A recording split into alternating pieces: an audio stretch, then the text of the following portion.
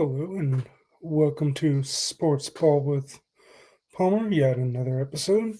Tonight we will be talking Royals baseball and recapping their series with the Texas Rangers, and then their upcoming weekend series with the Detroit Tigers up in Detroit. Whew, hey, the boys are playing some ball. I mean, they are playing some ball. I, I was, I had the expectations, and I'm not saying I set them too low. I'd say they were pretty reasonable. I mean, and it wasn't by just me. A lot of people was just, hey, let's just take two out of, let's just split this 4 game series. That's all that we really need to do. Can't lose the series, but at least split, and you're still pointed in the right direction. You're still carrying that momentum that you've been building on this homestand. Taking 2 or 3 from Washington, sweeping the White Sox. Uh, you needed to what playoff hopes you have. You needed to at least split the series. Well, they did more than that. Well, and they almost swept, but they did take 3 out of 4, which is huge. And this really was a pivotal series because this is like, okay, yes, you need to win those games against the bad teams, all of Washington and Chicago, but this was a team that you were in the mix with for a playoff spot. And so to take 3 out of 4, it really hurts their chances that they come out of this series, you know, on a very weak limb to try and make it, while the Royals bolstered their chances. And it's hey, so you're saying there's a chance? Yes, there absolutely is. Just like on Ted Lasso, uh, it's the hope that kills you. Well, I mean, that's sort when they're saying that, they're kind of saying like, "Oh, it's the hope that kills you," and then inevitably you get let down. But I am extremely full of hope for this team that they will make the playoffs. Uh, I believe that they'll make the playoffs. But anyways, for game one, they won 4-3 in what was a really good game. Waka, hey, he's a walking quality start. He went 5 and 2/3. Only had 3 strikeouts though, but no walks. But he gave you exactly what you needed.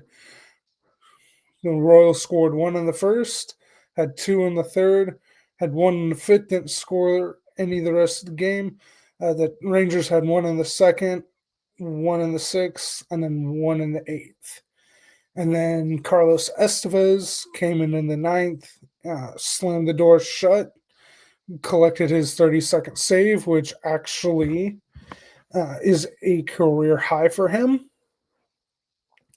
Yastrzemski led off the game with a home run and his third leadoff home run for the Royals since joining the Royals.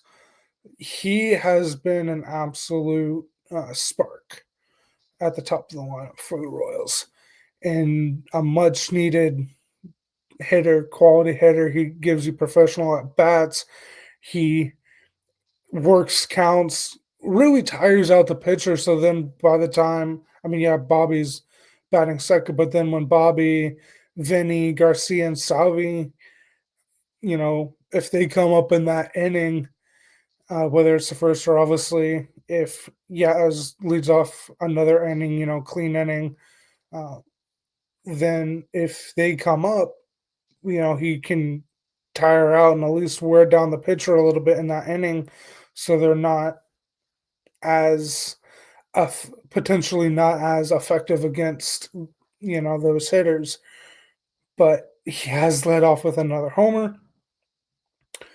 Vinny and Michael Garcia also homered. Vinny is extreme. He is lava hot right now, as Rex Hudler would say. He is lava hot. Uh, Not quite. Maybe he's Magnum hot now too, but he has absolutely been scorching hot. He's been hot this entire homestand. He did come into the homestand struggling a little bit, but he has absolutely turned it on this homestand, and he definitely turned it on in this Rangers series. He was a huge contributor offensively. So the Royals were able to hammer home, take game one on Monday night. Then on Tuesday night, the Royals won 5-2.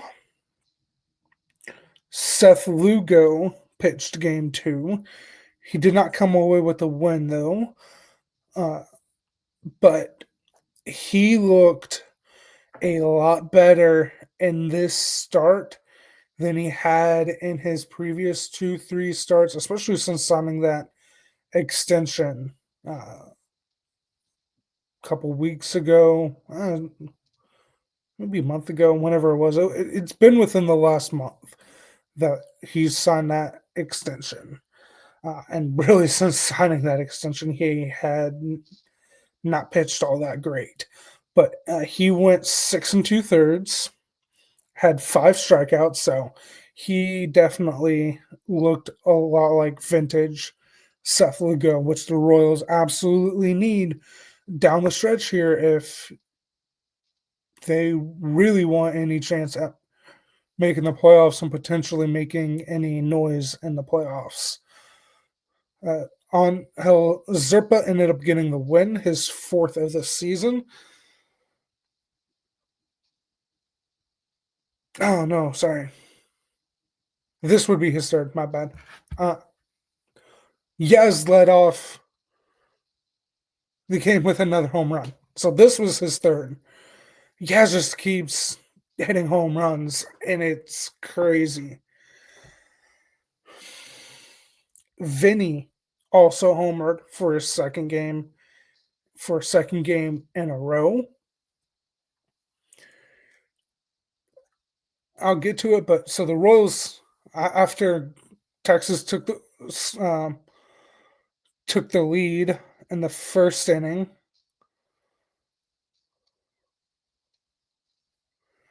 and went up 1-0. Royals answered in the bottom, tied it, then added one in the sixth, one in the seventh, and two in the eighth. And then the Rangers added one in the fourth, again for the score of 5-2. In the seventh inning, with the score tied at 2-2, Jonathan India hit a massive home run to give the Royals a lead.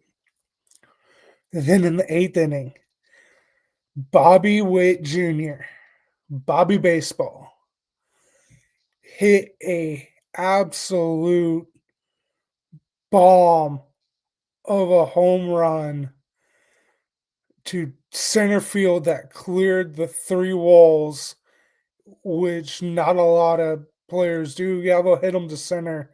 Okay. Yeah, I mean, and a lot, in most stadium, MLBs, and not just MLB, most baseball stadiums, center field is the farthest to hit, like the deepest part of any ballpark. So if you hit one to center, you've hit it pretty far. He cleared. If you've been to Kauffman, there's three walls there in center field. Guys will clear the first. I won't say with regularity. Well, I mean, okay, obviously there's that, but then there's another wall, then there's another, and then there's another. So there's three walls there in center field. Obviously, there's the fence, but then there's three walls behind that. So obviously, you have to clear the fence for it to be a home run. And the first wall's like not too far behind that. So people do clear that first wall, but he cleared all three. It was a massive shot, and it was also his 100th career home run. So congrats, Bobby Wood Jr. on getting to 100 home runs. And he also has 100 career RBIs. He is now one of 4 players to have done that in their career, to have and in their first 4 seasons. So to be specific of that, within their first 4 seasons, he joins Julio Rodriguez, Darryl Strawberry, and Barry Bonds. And Julio did that earlier this year. So that is really good company to be in.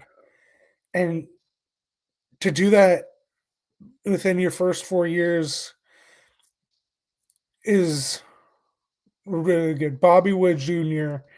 is a superstar, and we are lucky to have him here in Kansas City. He is the best shortstop in the game right now, and I know it's still young and it's hard to compare. And obviously, being Tucson, I mean, Mahomes is the GOAT. I don't care. I know, and I know this is a baseball Royals podcast show, but Mahomes is the GOAT. But you know, I mean, obviously, well, and I know I'm doing that right now, but people will talk, but sometimes it is a little bit hard, especially at the beginning. Like, yeah, when a guy is in the middle and towards the end of the career, it's easy to be like, yeah, look at the career they've had. They're one of the best to play their position and or just in the game in general, whether it's baseball, NFL, or I mean, we'll just go football in general to include college, hockey, basketball, tennis. Pick your sport. It's easy when a guy's in the middle of his career or towards the end of his or her career, to be like, yeah, they're one of the best. But for him already 4 years into his career, to be putting up the numbers, to be doing what he's doing, he is one of the best to play, and probably the best shortstop since Alex Rodriguez. Because Alex Rodriguez did start when he was in Seattle. When he started his career as a Seattle Mariner, before going to Texas, and then before going to New York, where he's most known for. And then when he was in New York, he was a third baseman, but he started his career at shortstop, and he was a damn good shortstop. So Bobby Wood Jr., and I know there's some good ones. I mean, you got Ellie De La Cruz, you got Gunnar Henderson, you have Francisco Lindor, although Lindor's a little bit older. Jeremy Pena, Houston. I mean, you have Dansby Swanson, although again, Swanson is a little bit older. And that's no hate to Gunnar Henderson or Ellie De La Cruz or Jeremy Pena. But I mean, Bobby Witt is a 5-tool player. He is so good defensively, great with the bat. He's got power, he's got speed. He is just an all-around superstar. He won Gold Glove last year and Silver Slugger, and finished second in MVP, only behind Aaron Judge. But he should have won MVP over Judge last season. But Bobby's again in the conversation for MVP this year. He's going to be in the conversation for Silver Slugger, Gold Glove at the end of the season. We are lucky here in Kansas City to not just have, obviously not just have Bobby Wood Jr., but Patrick Mahomes, both absolute superstars in their respective sport playing here in Kansas City at the same time. And I don't care what sports city you're in, that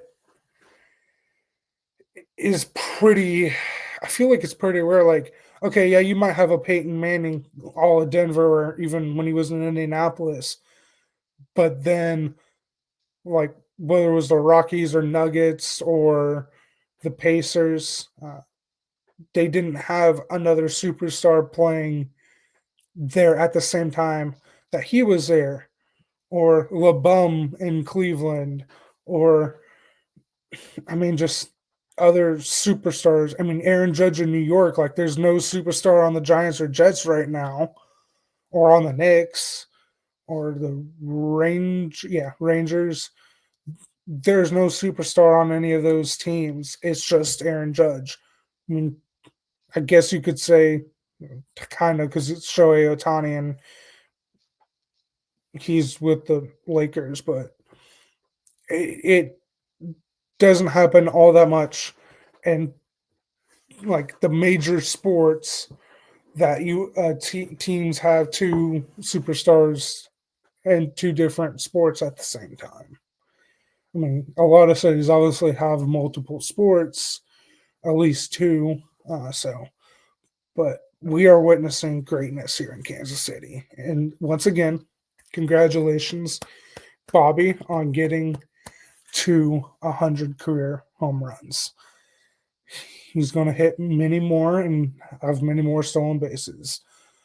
So it's just a joy to watch Bobby play. Now, Wednesday night, last night, the Royals lost 6-3.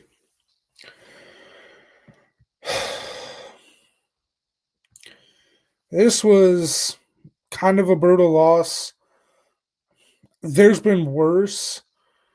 And then, especially looking at the circumstances,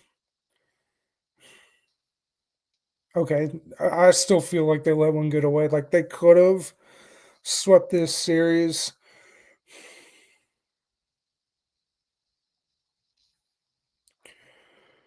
Wyatt Langford had a home run, and the Rangers jumped up in front 1-0. And then Vinny hit a 3-run home run to give the Royals the lead and had a homer in its third straight game. And you're thinking, hey, we're off and running again. And then the second, they had really good scoring opportunity to extend the lead and had another one in the third. So within the first 3 innings, the Royals had some really good opportunities to extend the lead. Now, Noah Cameron was pitching, and he only went 4 2/3, and he did not look all that great. Uh, After me just hyping him up on the last episode that he's a walking quality start, well, he didn't get into the he got into the fifth, but he didn't get through the fifth this time. So that was a little disappointing. So hopefully in his next start he bounces back, but you didn't. And the bullpen was kind of taxed coming into this game. So you didn't have, or you didn't have John Schreiber and you didn't have Angel Zerpa, two of your better arms available in this game. So you really needed Noah to go 5, maybe even 6 innings to really help out, and that didn't happen. Texas just chipped away. As the Royals, I mean, they did kind of squander theirs too. They scored one in the third, and then they tied the game in the seventh. And then immediately in the seventh, the Royals had another great opportunity. they had first and third, one out, and didn't score. So they didn't uh, capitalize on their chance to regain the lead. Now, what has been kind of a big talking point in this game, and I'm not going to say, okay, first off, well, who I'm talking about is Sam Long. Should he be on this team, especially a team trying, and again, coming into the season, there hasn't been World Series winning expectations, not like that, but especially on a team trying to compete for the playoffs and be competitive in the playoffs. He, should he, since he's arguably probably the worst pitcher on the staff, should he have a role? Now, granted, Sam Long has actually been pitching really well recently, and he actually pitched really good last night. He takes the loss and he gives up the blame because obviously he was on the mound when the Rangers scored 3 in the ninth, and then at that point, it was just like, well, it's kind of over. Like, there was a little hope they might kind of come back, but again, then again, like I said, you Zerpa and John Schreiber were unavailable, and then you'd already used Clark, Lynch earlier in the game, and even Urseg, who wasn't all that completely sharp, but he was okay. So you'd already used them. So at that point, you still had Estevez, but you were holding off for extras because Sam Long pitched the eighth and ninth inning. So you were kind of holding off if we had, say, we had taken the lead there in the seventh. Uh, I mean, Sam Long still might have came in. Oh, and then he probably would have only pitched the eighth inning, or if we had taken the lead in the eighth, then Estevez would have come in the ninth for the save. Although you were kind of holding him back because you didn't want to burn him too much. And then Bailey Falter, who you just moved into the bullpen, who again you're holding back for extras if it goes there. So you kind of had to leave Sam Long in. And I mean, I'm fine with that. Like, yeah, you and especially coming in, like you'd already used some of you'd already even at least one of your better relievers in this game, and then even the game before. So like, you can't keep going to them. Like, you have to give them days off. So Royals had to use Sam Long, and I'm okay with that. And even in that inning, okay, he got two quick outs. Yeah, you can blame him. Okay, yeah, he shouldn't have walked Langford, but he already homered earlier in the game. I'm okay kind of working around him, but then not an easy ground ball to first, but you had a weak ground ball to first that Vinny played right. He charged it, but he didn't come up with it. And then the next hitter just had a weak infield single. So it was just weak contact. And now the pitch he threw to Higashioka was kind of a meatball. Like, yeah, okay, but you should have already been out of the inning. So I don't blame Sam Long for last night or for last night's loss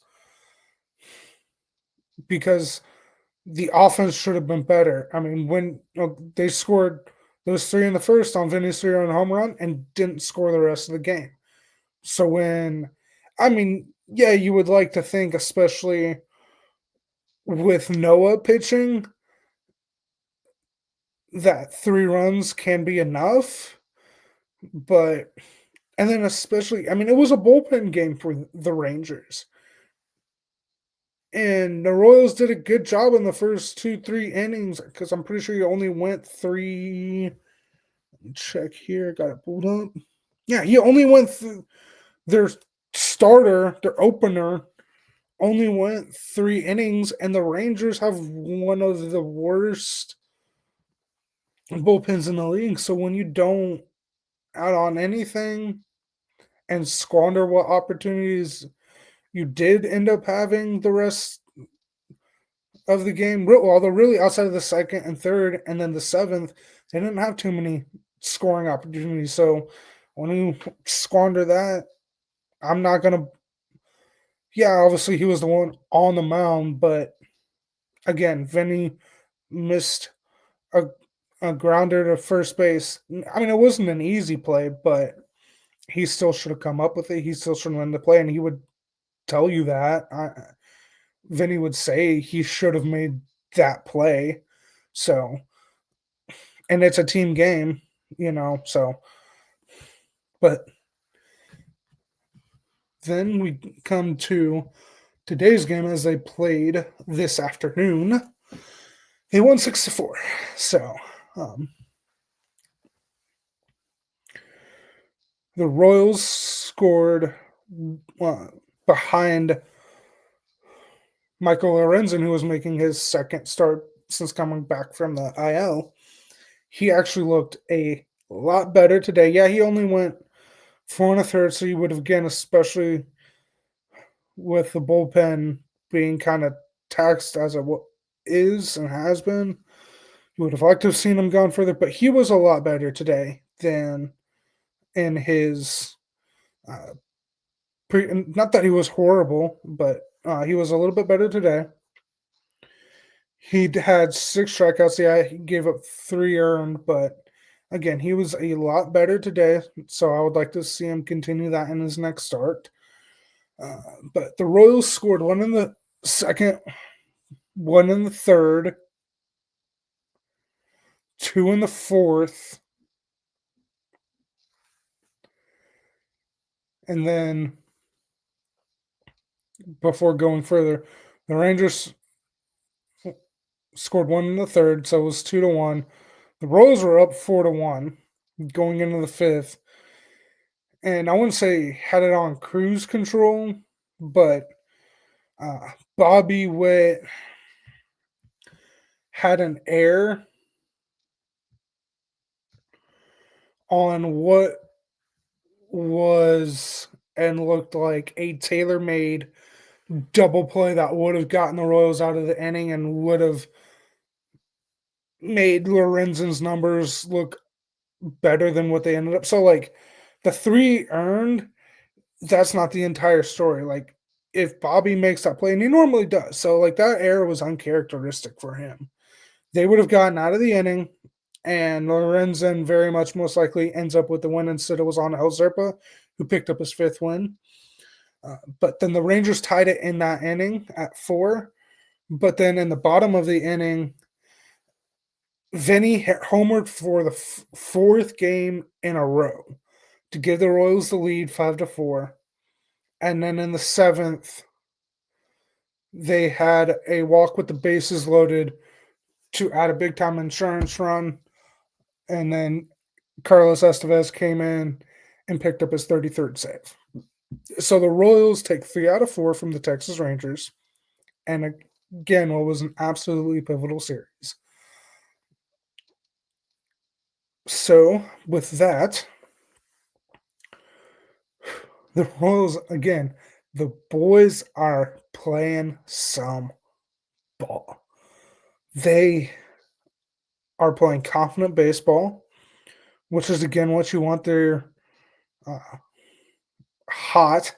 They are 8-2 in their last 10, so they're going to be hot going into this weekend series against the Detroit Tigers in Detroit. So the Royals are actually going to be heading on the road for a 6-game road trip starting tomorrow, Friday, Saturday, Sunday in Detroit.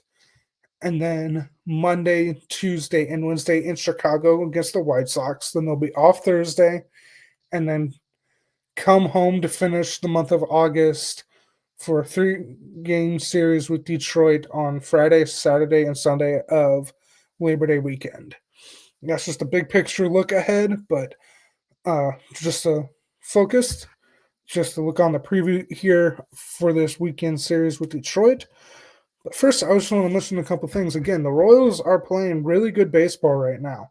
They are beating the teams they need to beat, all of minus Minnesota. They lost 2 out of 3 in that series against the Twins AAA team, uh, which was really frustrating. But and then you took a series here against Texas is under 500, but they're a team in that mix. And then earlier you had a series win in Toronto. Now you lost to Boston, but okay. And then now you head to Detroit. So, but since July 6th, the Royals are 24-14, which is the best record in the American League in that stretch. And in that time too, they are 16-6 at home. So after a horrible June in which they only won one home game, they have bounced back in a big way to get to 4 games under 500 uh, at 66-62. So that is absolutely huge.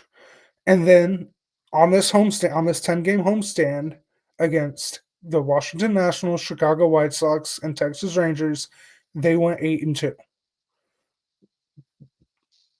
That is fantastic. They are playing hot. They are playing some of their best baseball at the right time.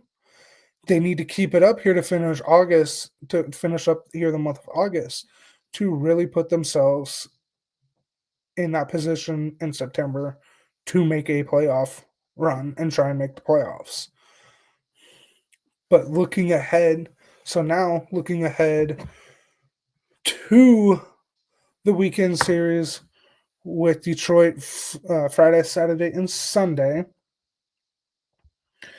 Friday night, tomorrow night, the Royals will actually be on Apple TV Plus. So if you have Apple TV Plus, there'll be a nationally televised game. Tune in because this is going to be a fun series with Detroit. Uh, the Royals will actually miss Tarek Skubal, which I think is huge. Now, granted, I wouldn't say they like hit him around, but the Royals have actually fared fairly decent against Skubal. But I mean, not having to face him, I'm not going to argue with that. I mean, there's a reason he is in the conversation for Cy Young. He is one of the best pitchers, not just in the American League, but in baseball. And there was a reason he was an all-star this year. So he is really, really good. But Ryan Berger will get the start Friday, Michael Walker will get the start Saturday, and Seth Lugo will get the start Sunday. To skip over Friday just a little bit, hopefully Michael Walker and Seth Lugo can continue their most recent success and continue building on that. Now back to Friday. Ryan Berger is getting the start, and he was acquired in the trade with the Padres, in which the Royals acquired him and Stephen Kolek for Freddie Fermin, the Ferminator, the Ferm Dog. Hey, again, go be great in San Diego, Freddie. Go be great in San Diego. Thank you for everything you did in Kansas City. But the Royals, and it was talked about at the time, like people, like especially Padres fans, were like, "We're giving up these two guys for a backup catcher," because he was a backup catcher. Now he's become their starter, but he obviously was a backup here because obviously Salvi is the main catcher. But Freddie was getting a lot of the starts just to keep Salvi healthy, and Salvi would get a lot of the starts at DH or first, and Freddie was mostly behind the plate. But now Salvi's back to kind of being the primary catcher. Now Luke Maley, I believe, did get the start behind home plate today. He did start at catcher today, so hopefully the Royals will kind of do the same thing with Maley as Freddie. Because I mean, now I would take Freddie's a better catcher than Maley, but I mean, Maley's still good. So hopefully they let Maley catch more often just to keep Salvi fresh because it's tough catching in the major leagues. So if you can keep Salvi fresh, that would be great. But Berger has been really, really good, and he was good in his with the Padres. I can't remember how many starts they said he made in San Diego for the Padres, but I believe this will be his fourth start.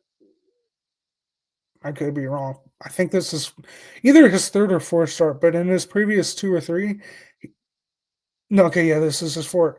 He has gone at least 5 innings in all three starts with the Royals so far. So hopefully, and I know I said for Waka and Lugo to build on their most recent success, but hopefully Berger can build on his success too. He has been really solid. So, and I would love to see him continue that success. So, with that, I mean, obviously Waka and Lugo are the two better starters. I mean, Berger can still hold his own. Um, at least what I'm looking, it says 1-1. Now I don't know if that's with the Royals or if that is encompassing the entire season. But I mean, I really like Ryan Berger. He is good. At least what is he's 1-1, 2.75 ERA. So he has been solid, and he was a solid like JJ really cooked with that trade. Hey, let him cook. But this is I wouldn't say is as pivotal as the Texas series was, but I mean this is still a big series for the Royals. Don't get swept. Again, the rest of the season, don't get swept. Find a way to get a couple sweeps and stay within striking distance. And hopefully, one of Seattle, Boston, and New York collapses, and you sneak your way in. So Detroit has kind of had our number at least this year. Last year we had Detroit's number. This year, Detroit has had our number a little bit. Um, so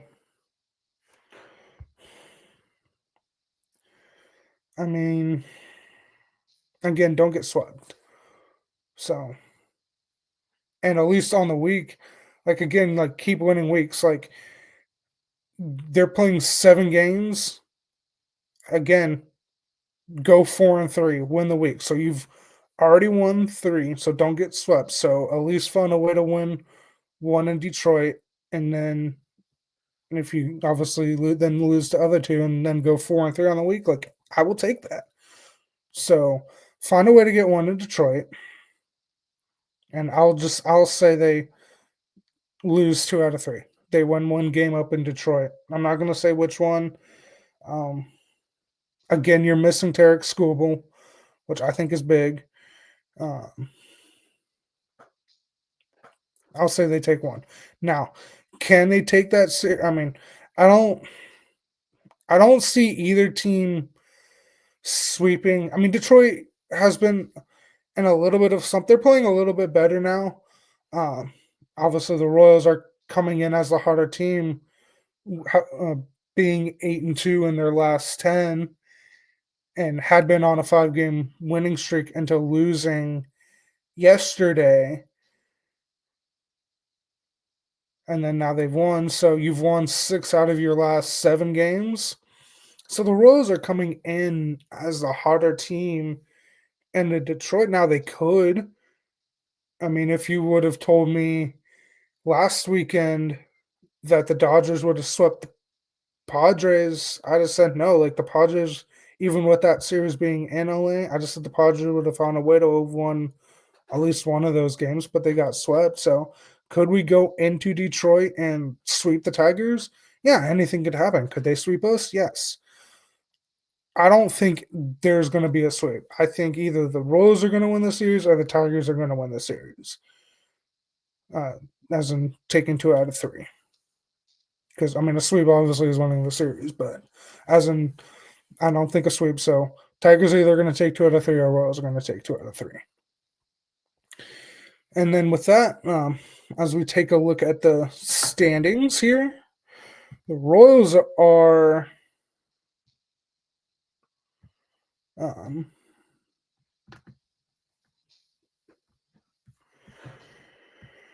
well, they are 9.5 back. So I do think the division is out of question. I don't think the Royals are going to end up winning the division unless Detroit just has an absolute historic collapse. I mean, they would only have to win like 8 or 9 games the rest of the year, and the Royals would just have to go at least win 20,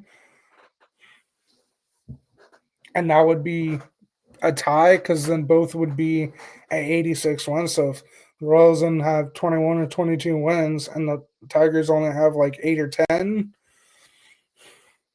I don't really see that happening. So, but because I mean the Tigers are and it semi hurts me to say this, but Detroit is actually like I wasn't that high on Detroit. Like I mean, again, their pitching is absolutely really good, but their offense actually has been pretty good. Um, so I mean, yeah, I don't think no Royals. So if the Royals are going to make the playoffs, it's going to be as one of the wild card teams. Now looking at the wild card standings,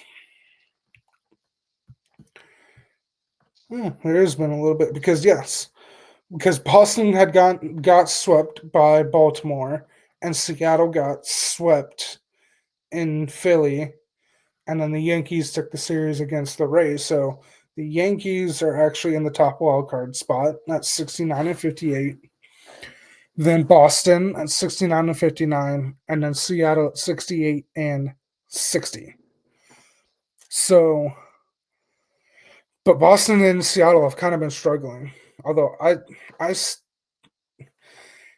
they have better pieces kind of as a whole that I think they'll bounce back, but the Yankees live and die by the home run. If they're not hitting home runs, their offense isn't doing much. And they have a lot of pitching injuries and their pitching really isn't all that good.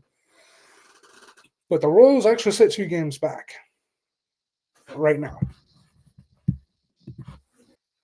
So, I mean, they are right there 2 games back of a playoff spot. So, it if they can hold that in this last week plus this weekend of August and really put themselves in position in September to make a run, that's going to be great. And that's kind of all I ask. I want them to have a really competitive, at least finish with a winning record. Like if they get to 88 wins and they fall a game or two short of the wild card, cool.